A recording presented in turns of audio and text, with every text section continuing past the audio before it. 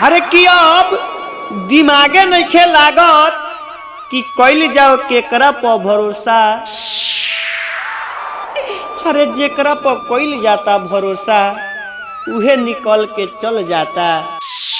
Hello दोस्तों, आप सभी को बहुत बहुत स्वागत है हमारे न्यू दर्द वाला शायरी वीडियो में।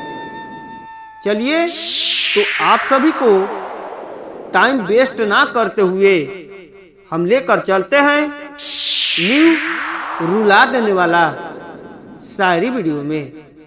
तो अगर हमारा शायरी अच्छा लगे तो वीडियो को लाइक और चैनल को सब्सक्राइब, साथ में बेल आइकन दबाना नहीं भूलिएगा ताकि कोई भी मैं नया शायरी डालूं तो आप सभी के पास नोटिफिकेशन जरूर गिरे।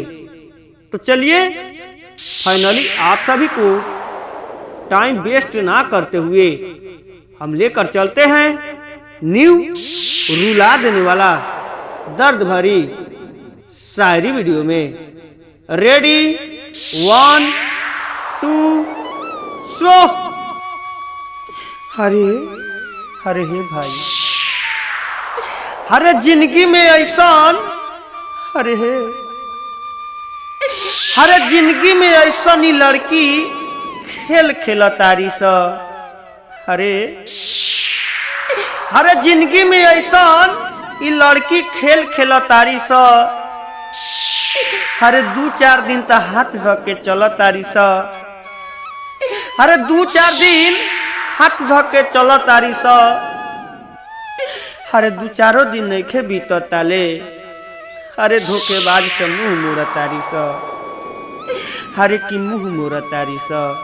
अरे आजकल के प्यारी का है। अरे हे अरे अब दिमागे नइखे लागत कि अब कइल जाओ केकरा पर भरोसा। अरे कि अब दिमागे नइखे लागत कि कइल जाओ केकरा पर भरोसा। अरे जेकरा पर कइल जाता भरोसा उहे निकल के चल जाता दे के धोखा। अरे उहे निकल जाता दे के धोखा। अरे अब प्यार नाम के कौनो विश्वास नहीं खे। अरे अब कौनो विश्वास नहीं खे। अरे हे करेजा, अरे हे जा। अरे हमार बनावल आसिया दिखावल सपना। अरे हमर लगावल आस के तू तोड़ देले बारू। अरे हे करेजा, अरे हे जान। अरे हमरा ले बढ़िया, अरे हमरा ले नीमन पाके अरे तभी तू हमें छोड़ देले बारू। अरे तभी तू हमें छोड़ देले बारू। अरे हे करेजा, अरे हमें तभी छोड़ देले बारू। तो हेलो दोस्तों, आप सभी को हमारा शायरी कैसा लगा? हम उम्मीद करते हैं कि अच्छा लगा होगा।